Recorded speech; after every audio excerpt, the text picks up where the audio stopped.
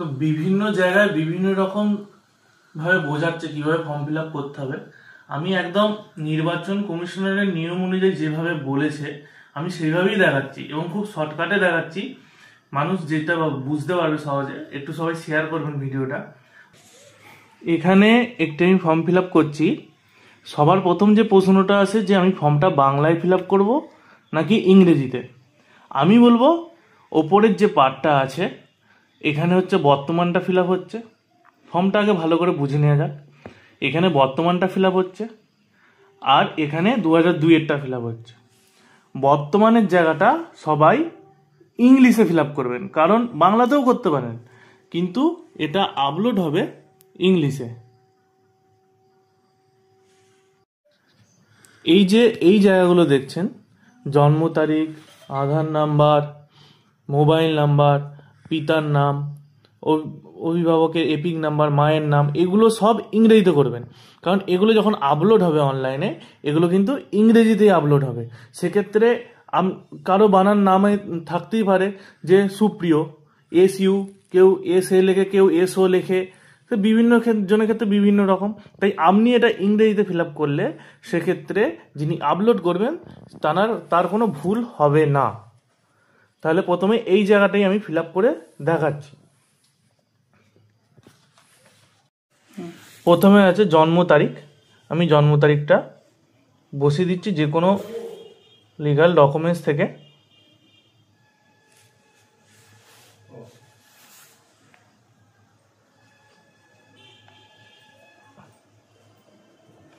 তারপরে আছে আধার নাম্বার। আধার নাম্বারটা আমি বসিয়ে দেব।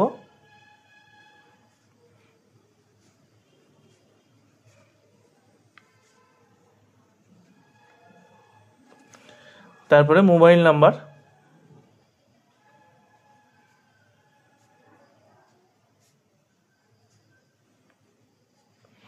তারপরে আছে পিতার বা অভিভাবকের নাম। এখানে হচ্ছে পিতার নাম দেবেন, কারণ এখানে স্বামী বা স্ত্রীর নাম দেওয়ার আলাদা জায়গা আছে, তাই এখানে সবসময় পিতার নামটাই দেবেন।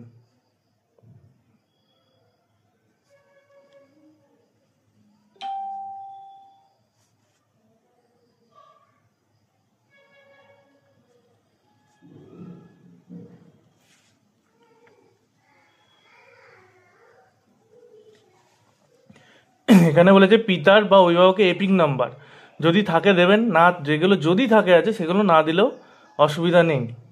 তারপরে আছে মায়ের নাম। তারপরে আছে স্বামীর নাম আর স্ত্রীর নাম। ইনি ওয়াইফ তাই এনার স্বামীর নামটা হবে, এখানে মায়ের নাম হবে। এখানে এপিক নাম্বার যদি থাকে দেবেন, না থাকলে দিলেও অসুবিধা নেই। এই জায়গাটা পুরোটা ইংরেজিতেই ফিল আপ করবেন। তারপরে বলেছে এখানে মায়ের এপিক নাম্বার যদি থাকে, নেই, মায়ের মা এপিক নাম্বার পাওয়া যায়নি, দিইনি। এখানে স্বামীর বা স্ত্রীর নাম যদি থাকে, স্বামীর নাম দিয়ে দিচ্ছি।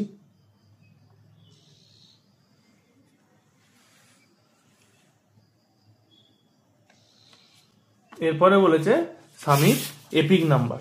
স্বামীর এপিক নাম্বারটা, বর্তমান এপিক নাম্বারটা আমি বসিয়ে দেবো।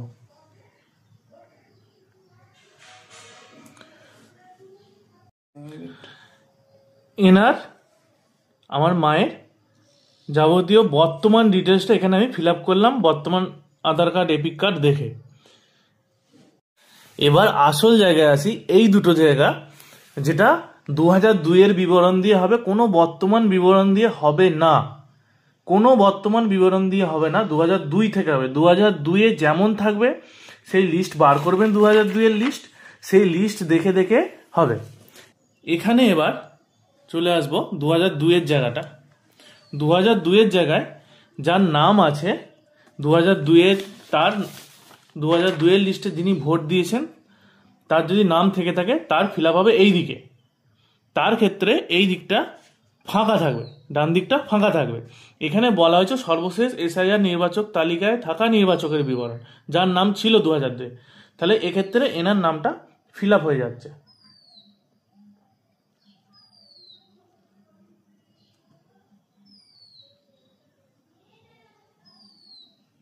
এক্ষেত্রে বলে রাখি, হয়তো 2002-এ কারো নাম একটু ভুল আছে, নাম অন্য ছিল, যাই থাক 2002-এ যা থাকবে দেখে দেখে তাই বসবে।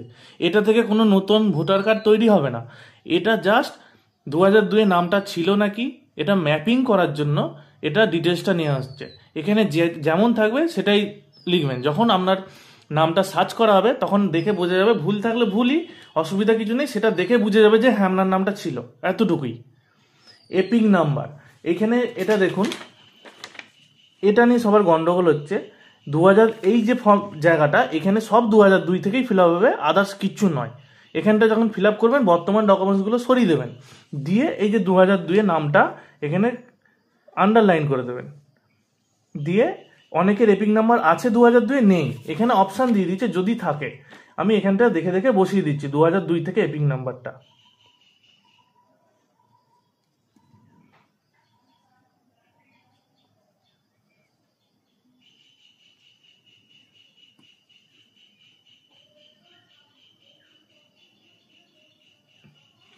বসিয়ে দিলাম। তারপরে আছে আত্মীয়র নাম। এখানে আত্মীয়র নাম কি বসাবেন? 2002-এ যা আছে, যদি স্বামী থাকে স্বামী, বাবা থাকে বাবা, 2002-এ যা আছে সেটাই বসবে। লিস্ট থেকে দেখে বসাবেন, আর কোনো প্রশ্নের জায়গা নেই। এখানে আত্মীয়, এখানে স্বামী আছে, ঠিক আছে, আমি এটা লিখে দিলাম, স্বামীর নাম সত্য দলুই।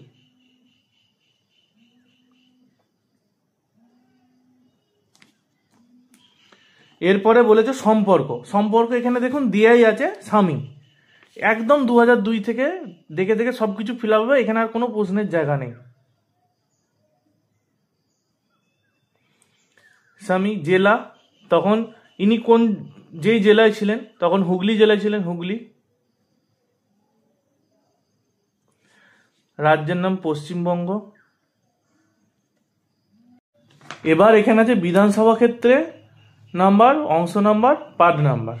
বিধানসভা ক্ষেত্র এই লিস্টেই পেয়ে যাবেন, এই লিস্টের ওপরের দিকে প্রত্যেকটা পেজেই আছে, এখানে দেখবেন দিয়ে আছে 193 খানাকুল। এখানে বিধানসভা ক্ষেত্রের নাম হবে খানাকুল। নম্বর, এখানে নম্বর আছে 193, এখানে আমি বসিয়ে দিলাম 193। অংশ নম্বর মানে পার্ট নাম্বার তখন ছিল 36, এখানে বসিয়ে দিলাম 36। সিরিয়াল নাম্বার 335, এখানে বসিয়ে দিলাম 300, 310, 35। হয়ে গেল ফিল আপ। যদি এনার কোনো মেয়ে থাকে, ছেলে থাকে, বা মেয়ের বিয়ে হয়ে গিয়ে থাকে, তাদের ক্ষেত্রে কি হবে? তাদের ক্ষেত্রে এনার ডিটেলসটা, যাদের নাম 2002-এ থাকেনি, এনার ছেলে মেয়ে, এই ডিটেলসটাই তার ছেলে মেয়ের ফর্মে ডান দিকটায় কপি অ্যান্ড পেস্ট, মানে এইটা যা আছে সেম এখানে বসবে, আর কোনো প্রশ্ন নেই। অনেকে কি হচ্ছে, নামের জায়গায় নিজের নামটা লিখে ফেলছে। যাদের নাম নেই 2002-এ তার এখানে নাম বসবে না, এখানে যার আছে তার নামটাই বসবে। এবার আমি দেখাচ্ছি আমার ক্ষেত্রে যে আমার 2002-এ নাম ছিল না, সেটা আমি কিভাবে ফিল আপ করি, 2002-এর অংশটাই আমি দেখাচ্ছি। 2002-এ এখানে প্রথমে আছে নাম। এই যে নামটা, এখানে নাম হবে প্রথমে আমার নাম হবে, এটা আমার ফর্ম, এখানে আমার নাম হবে না, আমার 2002-এর নাম থাকেনি। এখানে তার নাম হবে যার আছে আমার আত্মীয়দের মধ্যে। আমার আত্মীয় কে, কার কার নাম বসতে পারে? এক, বাবা, মা, দাদু আর ঠাকুমা। প্রথমে আমার বাবার নাম ছিল, তাই আমি বাবারটা বসাচ্ছি 2002 দেখে দেখে। 2002 যখন ফিল আপ করবো, একদম 2002-এর লিস্টটা সামনে রেখে দেখে দেখে ফিল আপ করবো, এখানে আর কোনো অন্য ডিটেলস বসবে না। আমি বসিয়ে দিচ্ছি বাবার নাম।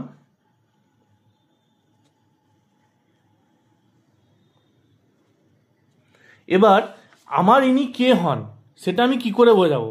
তার জন্য এক্সট্রা কোনো কলাম দেয়নি নির্বাচন কমিশন।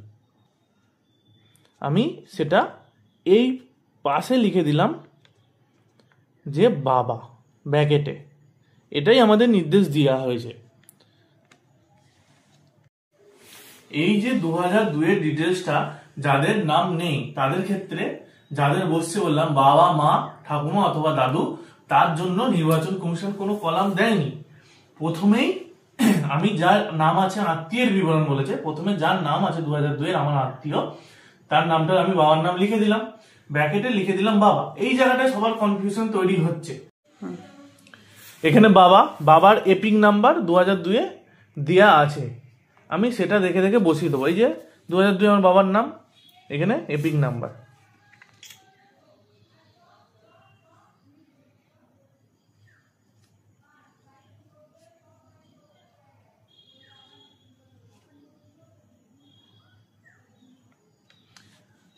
তারপরে বলেছে আত্মীয়ের নাম, আমি আত্মীয়ের নাম কি বসাবো? অনেকে জিজ্ঞাসা করছে, জিজ্ঞাসা করার কাউকে কিছু নেই, আপনি লিস্ট থেকেই দেখে নিতে পারবেন নাম, তার পাশেই দেওয়া আছে আত্মীয়ের নাম। আত্মীয়ের নাম আছে সহদেব দলুই।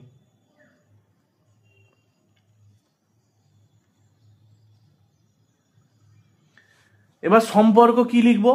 এখানে দিয়ে আছে পিতা, 2002 যেমন আছে আমি এখানে বসিয়ে দিলাম। এই জায়গাটা অনেকে ভুল করছে যে এখানে সম্পর্ক দাদু লিখে ফেলছে, এটা আমার বাবা হয় তাহলে এটা আমার দাদু হবে, এখানে তাহলে আমি দাদু লিখবো না, এখানে দাদু হবে না। এখানে আত্মীয়ের সাথে আত্মীয়ের সম্পর্ক, এই আত্মীয়ের সাথে এনার সম্পর্ক, এখানে এনার ডিটেলস ফিল আপ হচ্ছে, এনার সম্পর্ক, তাহলে ইনি এর পিতা হন, ইনি এনার পিতা হন, পিতাই হবে। মা হলে মা, যদি আদার্স কারো নাম থাকে সেইটাই থাকবে। তখন জেলা হুগলি,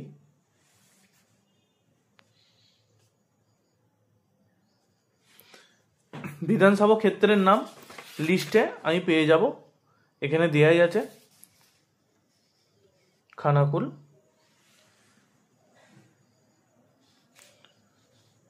নম্বর 193,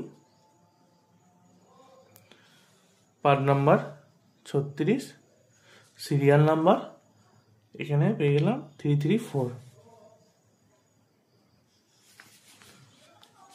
এটা দু রকম ফর্ম ফিল আপ করলাম, একটা আমার মায়ের মানে যার নাম ছিল 2002 এখানে ফিল আপ হলো, আর আমার ক্ষেত্রে 2002 নাম থাকেনি, আমার বাবার ডিটেলসটা এই দিকটায় ফিল আপ হলো। আমি এই দিকটা ফাঁকা রাখলাম, আর মায়ের ক্ষেত্রে এই দিকটা ফাঁকা রইলো।